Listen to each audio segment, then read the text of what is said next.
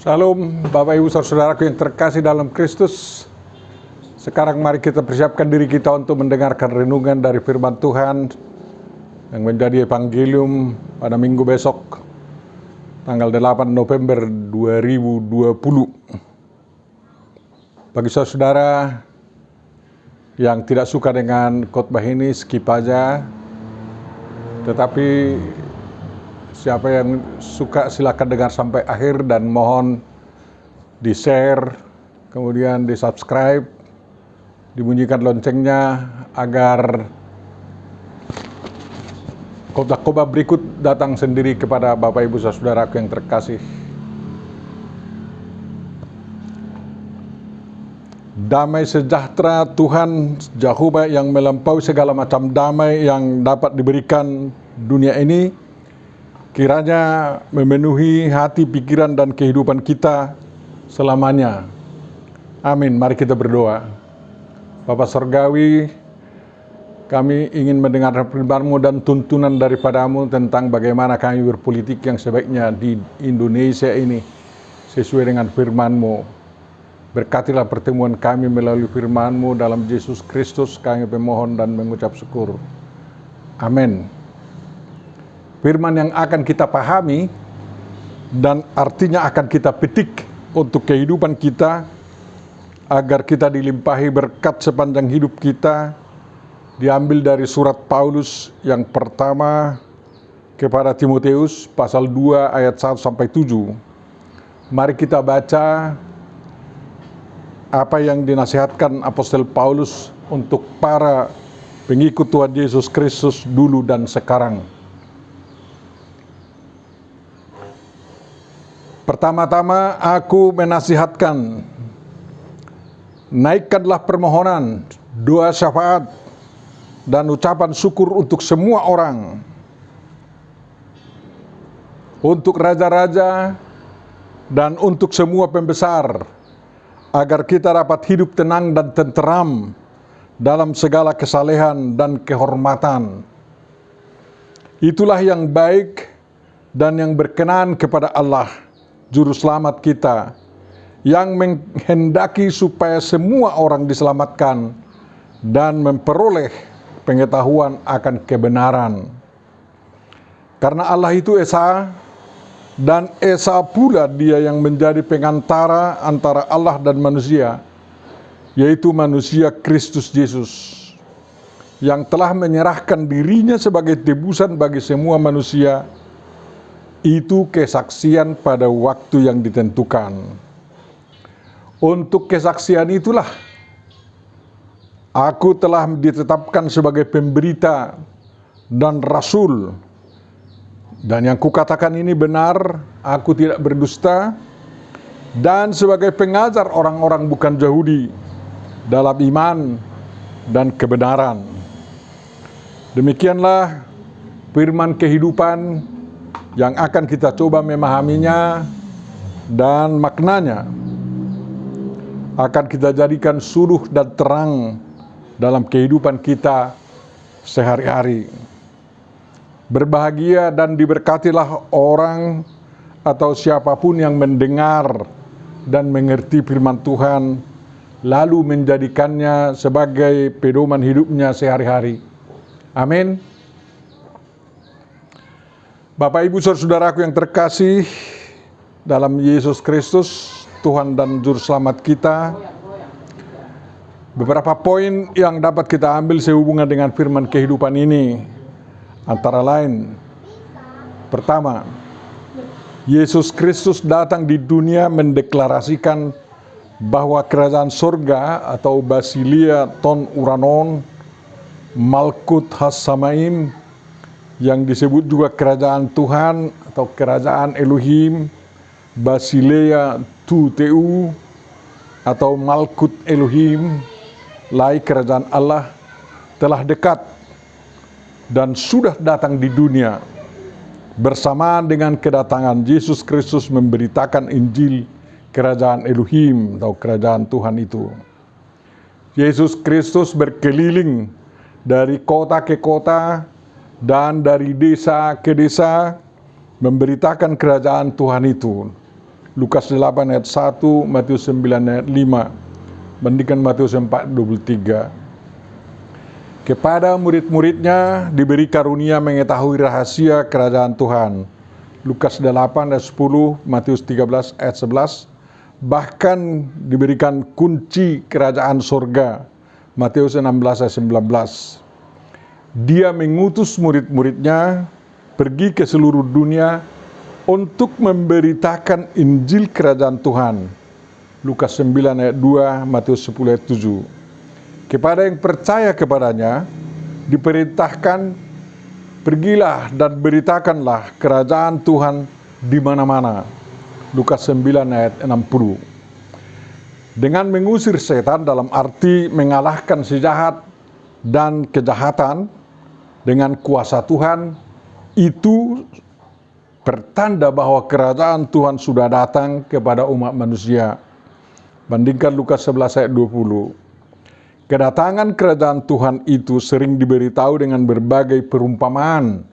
Misalnya seumpama benih yang ditabur, Matius 13:24, seumpama biji sesawi, Lukas 13 ayat 19, Matius 13:31, seumpama ragi, Lukas 13 ayat 30, Matius 13:33, seumpama harta yang terpendam, Matius 13 ayat 14, peumpama pukat yang dipasang di laut, Matius 13 ayat 47, dan lain-lain lagi perumpamaan tentang itu. Kerajaan Tuhan datang tanpa tanda-tanda lahiriah. Demikian Yesus di Lukas 17 ayat 20. Dengan kedatangan kerajaan Tuhan di bumi, maka di dunia ini ada dua macam kerajaan. Yakni ada berbagai macam kerajaan manusia atau kerajaan duniawi, dan satu lagi kerajaan Tuhan atau kerajaan surgawi. Dua macam kerajaan ini sama-sama meliputi semua daerah atau wilayah dan lingkup kehidupan yang manusia dan ciptaan yang sama. Bedanya, satu kerajaan atau kesultanan atau republik duniawi mempunyai batas teritorial dan menguasai semua yang ada di teritorial tersebut. Sedangkan kerajaan Tuhan yang surgawi itu meliputi seluruh bumi atau dunia dan segala sesuatu yang ada di dalamnya dan segala ciptaan. Pendeta Dr. Martin Luther, sang reformator gereja, telah menjelaskan tentang dua kerajaan tersebut. Tentang itu baca disertasi Pendeta Dr. Mangisi Simorangkir, MTH, tentang dua kerajaan menurut Martin Luther. Di antara dua kerajaan itu ada relasi damai sejahtera, sehingga kedua-duanya dapat berjalan dengan baik demi pembangunan kemanusiaan. Segala sesuatunya demi kemanusiaan. Dua kerajaan itu tidak perlu saling melenyapkan, tetapi sama-sama bertugas untuk memerangi si jahat dan melenyapkan segala macam kejahatan. Demi penunaian tugas itu, dalam dua kerajaan itu ada politik dan perilaku politik, karena kedua-duanya sangat bersangkut paut dengan penataan kehidupan umat manusia di setiap teritorial kerajaan. Maka setiap pengikut Yesus Kristus sebagai warga kerajaan duniawi dan sekaligus sebagai warga kerajaan surgawi harus berpolitik. Politik dalam arti positif. Berpolitik di dalam kerajaan surgawi, yaitu dalam hidup beriman, beragama, bersaksi, bermarturia, bersekutu, berdiakonia, beroikumene, melayani atau berdiakonia, menggembalakan atau berpoimonia, dan membaharui atau mereformata, dan berpolitik juga dalam kerajaan duniawi, yakni dalam kehidupan bernegara, berbangsa, bermasyarakat, berbudaya, dan berlingkungan. Dua-duanya orang Kristen harus berpolitik. Berpolitik yang dimaksud bukan politik-politikan, bukan sekedar politik praktis, bukan money politik, bukan politik kekuasaan, tetapi Politik dalam rangka berjuang dan berbuat untuk kemaslahatan seluruh umat manusia dan pemuliaan Tuhan. Dalam perjuangan dan perbuatan itulah bertemu berpolitik kerajaan duniawi atau dalam kerajaan duniawi, dan berpolitik kerajaan surgawi atau dalam kerajaan surgawi. Itu yang pertama. Yang kedua, di masa Apostol Paulus menulis suratnya ini kepada Timotius, seorang muridnya yang setia, umat Kristen masih berada sebagai kelompok minoritas, bahkan sangat minoritas, ibarat satu ember air saja di tengah lautan, dan sedang mengalami tekanan-tekanan dari masyarakat lingkungan mereka dan hambatan dari pemerintah Romawi atas pengaruh pemimpin agama Yahudi yang anti Yesus Kristus. Di masa yang beginilah Apostol Paulus menasihati muridnya Timotius sekaligus menasihati semua umat pengikut Yesus Kristus tentang sikap terbaik umat Kristen terhadap pemerintah yang sedang berkuasa di mana umat Kristen berada. Paulus memahami pemerintah atau kerajaan di dunia ini ada yang jahat yang harus dilawan dan ada yang baik yang harus dipatuhi. Paulus berkata, karena perjuangan kita bukanlah melawan darah dan daging, tetapi melawan pemerintah-pemerintah, melawan penguasa-penguasa, melawan penghulu-penghulu dunia yang gelap ini, melawan roh-roh jahat di udara. Efesus 6 ayat 12, yakni semua yang telah menjadi alat tipu muslihat iblis. Itulah kerajaan yang harus dilawan. Tujuan perlawanan adalah mengembalikan pemerintah atau kerajaan duniawi itu ke jalan yang benar, ditinjau dari ukuran duniawi maupun dari ukuran surgawi. Jadi dari dua ukuran itu agar menjadi benar. Ada pemerintah yang baik, yang menurut Rasul Paulus, kepadanya setiap pengikut Yesus Kristus harus tunduk dan takluk. Dengan alasan, karena tidak ada pemerintah yang tidak berasal dari Tuhan, dan pemerintah-pemerintah yang ada ditetapkan oleh Tuhan. Sebab itu, barang siapa melawan pemerintah, ia melawan ketetapan Tuhan. Dan siapa yang melakukannya akan mendatangkan hukuman atas dirinya sendiri.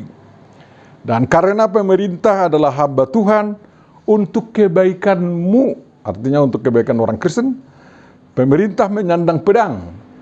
Pemerintah adalah hamba Tuhan untuk membalaskan murka Tuhan atas mereka yang berbuat jahat. Demikian Paulus di Roma 13 ayat 1, ayat 2, ayat 4. Sehubungan dengan itu, pengikut Yesus Kristus wajib berbuat baik, saling mengasihi, dan membayar pajak dan tanggung jawab lainnya kepada negara. Bayarlah kepada semua orang apa yang harus kamu bayar. Pajak kepada orang yang berhak menerima pajak, cukai kepada orang yang berhak menerima cukai, rasa takut kepada orang yang berhak menerima rasa takut, dan hormat kepada orang yang berhak menerima hormat. Demikianlah, janganlah kamu berhutang kepada siapapun juga, tetapi hendaklah kamu saling mengasihi, sebab barang siapa mengasihi sesamanya manusia, ia sudah memenuhi hukum Taurat. Demikian Paulus dalam Roma 13 ayat 7-8. Ini merupakan penjelasan lanjutan dari ajaran Yesus yang mengatakan, berikanlah kepada kaisar apa yang wajib kamu berikan kepada kaisar, dan kepada Allah apa yang wajib kamu berikan kepada Allah. Demikian Yesus dalam Matius 22 ayat 21. Itulah sebahagian dari tanggung jawab orang Kristen dalam berpolitik. Yang ketiga, Bapak Ibu Saudara, dalam 1 Timotius 2 ayat 1-2a, Paulus menasihatkan, naikkanlah permohonan, doa syafaat, dan ucapan syukur untuk semua orang, untuk raja-raja, dan untuk semua pembesar. Ini merupakan salah satu dari cara-cara terbaik dari orang Kristen dalam melawan kerajaan atau pemerintah dan mayoritas rakyatnya yang menjadi alat tipu muslihat iblis. Dan dalam tunduk atau takluk atau mematuhi kerajaan atau pemerintah, raja-raja dan pembesar serta mayoritas rakyatnya yang ditetapkan Tuhan untuk menjadi hambanya dan menyandang pedang membalas murka Tuhan atas mereka yang berbuat jahat. Menaikkan permohonan, berdoa syafaat, dan mengucap syukur harus dilakukan pengikut Yesus Kristus kalau mereka berada di dalam kerajaan yang menjadi alat tipu muslihat iblis, maupun dalam kerajaan yang menjadi hamba Tuhan. Di dua kerajaan itu, orang Kristen harus bisa memohon, berdoa syafaat, dan mengucap syukur. Paulus tidak mengatakan apa yang menjadi isi permohonan, isi doa syafaat, dan apa yang disyukuri. Isinya tergantung kepada jenis kerajaan di mana pengikut Yesus berada dan sedang hidup serta bergumul. Kalau kerajaan itu anti-Kristen, itu berarti umat pengikut Yesus harus memohon agar Tuhan mengubahkan kerajaan yang anti-Kristen itu menjadi kerajaan yang pro-Kristen, menjadi penegak hak-hak asasi manusia, menjunjung tinggi kerukunan, dan yang mengusahakan keadilan, kemakmuran, kemerdekaan, dan kesejahteraan bagi seluruh penduduknya yang multimajemuk dalam agama, ras, etnis, dan budaya tanpa diskriminasi. Itu harus dimohon. Umat Kristen berdoa syafaat bagi raja atau pemimpin pemerintahan dan para pembesarnya agar mereka menjadi pejabat negara yang berketuhanan yang benar, berperi kemanusiaan, mengusahakan persatuan dan kesatuan bangsa, berdemokrasi dan berkeadilan sosial bagi seluruh rakyat kerajaan itu, atau memaslahatkan rakyatnya tanpa pilih kasih. Dalam hidup dalam kerajaan yang anti-Kristen, umat pengikut Tuhan Yesus Kristus juga harus tahu bersyukur. Dan apa yang harus disyukuri, yakni bahwa semua keadaan itu terjadi untuk semakin menguatkan iman, pengharapan, dan kasih umat Kristiani, persatuan dan kesatuan umat Kristiani, dan umat Kristiani semakin ulet, cerdas, dan kompak dalam memberitakan Injil, menopang kehidupan, dan mengembangkan kerajaan surgawi di bumi. Dan banyak lagi yang harus didoakan. Ini hanya contoh kecil.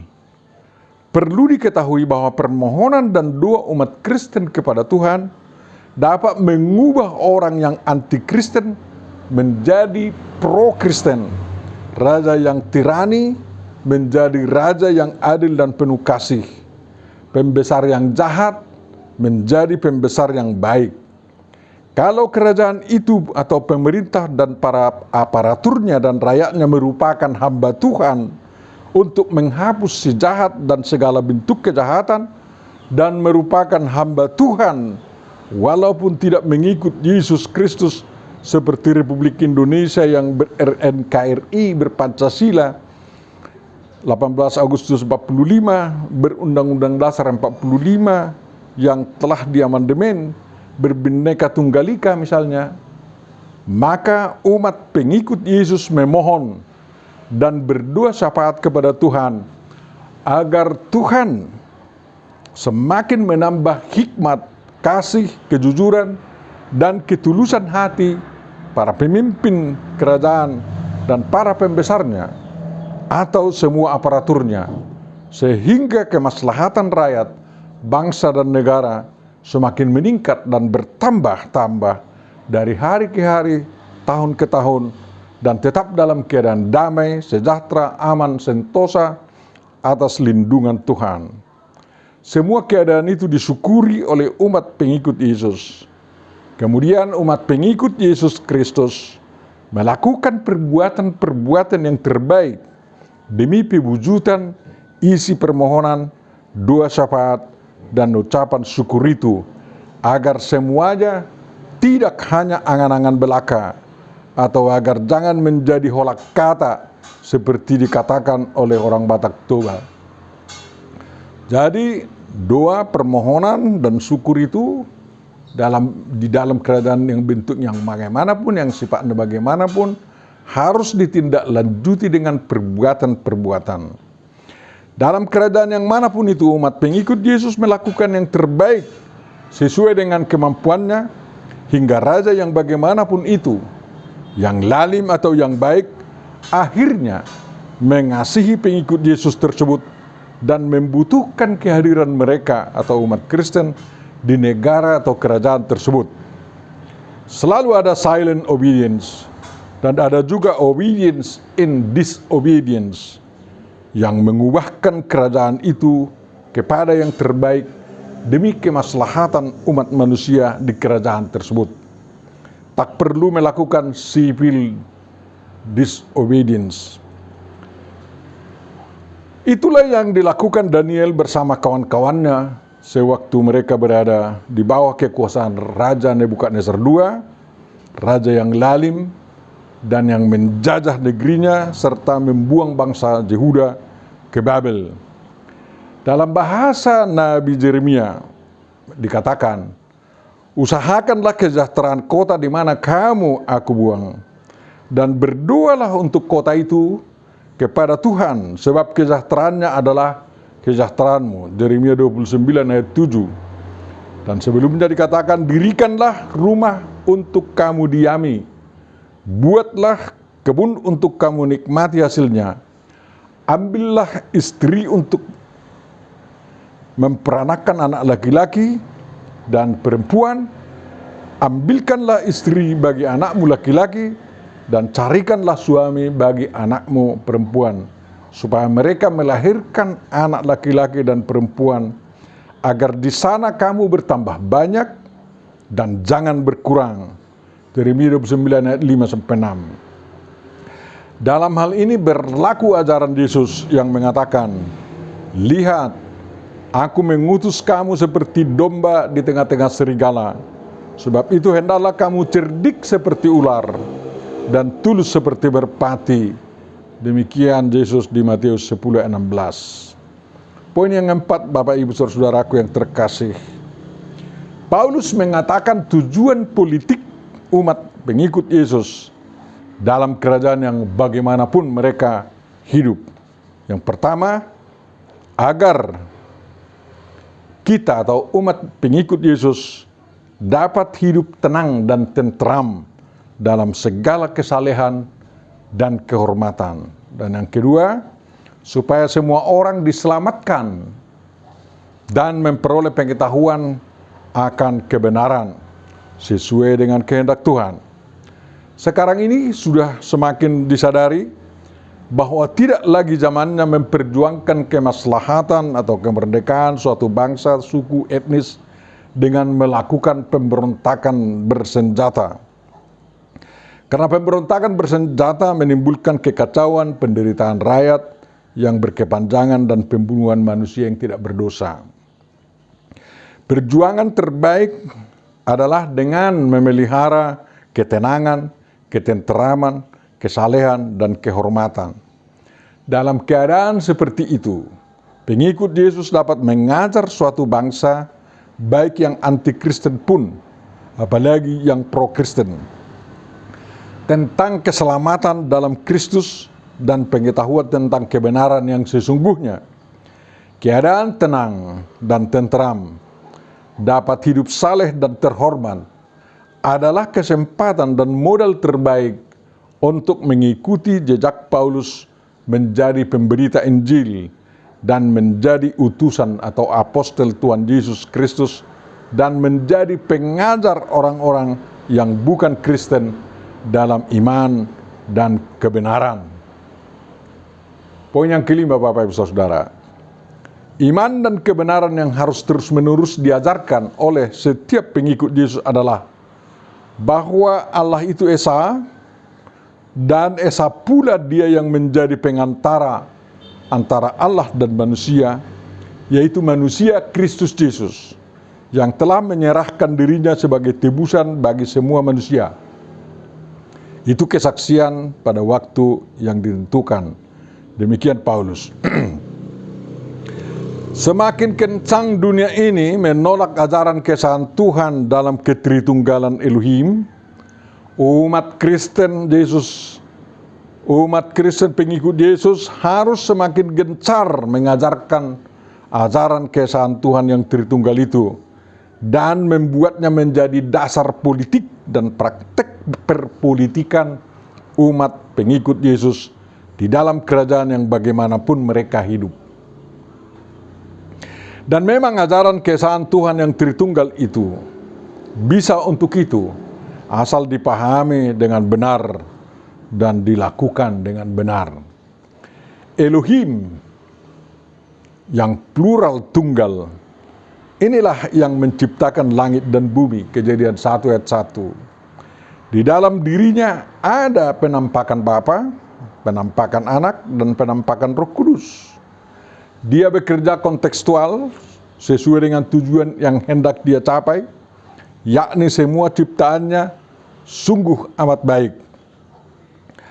Manusia Yesus Kristus telah menunjukkan Tuhan kita yang Maha Esa itu dengan sempurna, dan hanya Dia satu-satunya yang demikian.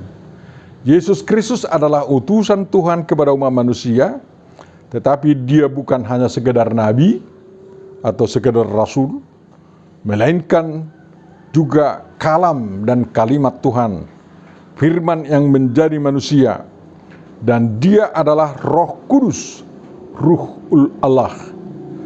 Tiada Tuhan selain Jehovah, dan Yesus Kristus adalah firman dan Roh Tuhan. Ketritunggalan Tuhan itu menjadi pedoman yang kuat bagi umat pengikut Yesus dalam berpolitik.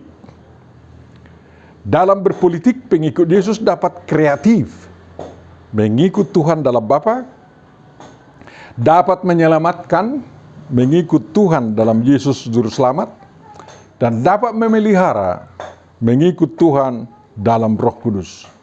Dengan demikian, pengikut Yesus dapat selalu menjadi garam dan terang di dalam kerajaan yang bagaimanapun mereka berada, dalam kerajaan yang anti-Kristen ataupun yang pro-Kristen.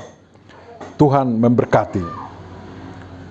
Di bulan Desember 2020, tepatnya tanggal 9, ada pilkada serentak. Diharapkan umat Kristen dapat cerdas menentukan pilihannya, bukan karena politik uang, dan bukan pula oleh karena melihat agama atau suku etnis calon, tetapi atas pertimbangan yang matang. Kira-kira siapa dari paslon itu yang benar-benar bisa sebagai hamba Tuhan bekerja demi kemaslahatan rakyat di daerah itu dalam konteks NKRI, Pancasila, Undang Dasar RI 1945, dan Bhinneka Tunggal Ika. Tuhan memberikan hikmat-Nya kepada kita semua. Amin. Mari kita berdoa. Tuhan Bapa Surgawi, terima kasih Kau tuntun kami untuk bisa memikirkan hal perpolitikan yang baik di tengah-tengah kehidupan ini selaku warga negara Indonesia dan juga selaku warga kerajaan-Mu yang datang di dunia ini. Berikanlah hikmat kepada kami semua ya Tuhan, agar kami dapat bisa berpartisipasi dengan sebaik-baiknya demi kemaslahatan bangsa kami, demi ketenangan umat-Mu dan ketenteraman sana, dan juga demi pemberitaan Injil. Bapa Surgawi, bangsa kami sampai sekarang masih berjuang dan bergumul untuk mengatasi perekonomian oleh karena kemerosotan akibat pandemi COVID-19. Tolonglah bangsa kami ya Tuhan, dan lenyapkanlah ini pandemi 19 ini yang selalu merusak kehidupan bangsa kami dan bangsa-bangsa di dunia ini. Kiranya vaksin yang bisa menolong umat manusia itu segera dapat digunakan ya Tuhan atas pertolongan-Mu. Kiranya jemaat-Mu dimanapun mereka berada, Engkau berkati semua dan Engkau lindungi, jauhkan malapetaka dan bala dari mereka semua. Lindungi mereka Tuhan karena kasih-Mu. Di dalam Yesus Kristus, sempurnakanlah doa kami. dan kabulkanlah itu oleh karena kasih-Mu. Amin.